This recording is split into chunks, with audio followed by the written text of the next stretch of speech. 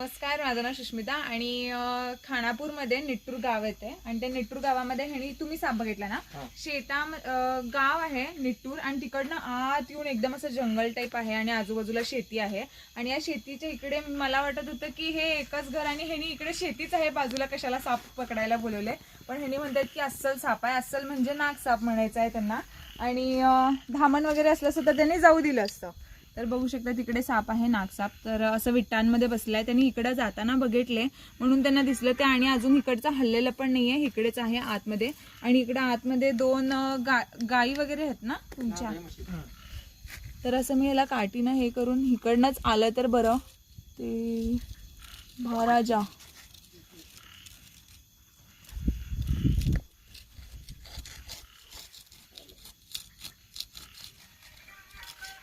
बघा, ते पण कसं बघायला लागले, त्याला जरा जरासं राग पण यायला लागले.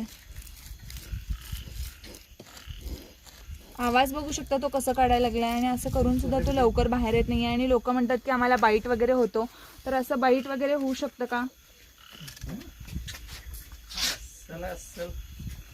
अस्सल म्हणजे नाग साप, जसं मी मगाशी म्हटलं. आणि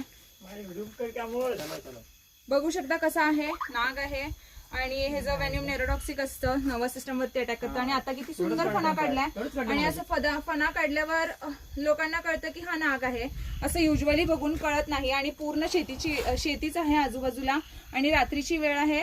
किती वाजलेले आहेत? 8 वाजलेले आहेत आणि ह्यांनी एकटेच राहतात तिकडे. तर नशीब इथे त्याने आम्हाला कॉल केला आणि हे बघा आता रेस्क्यू केलेला आहे.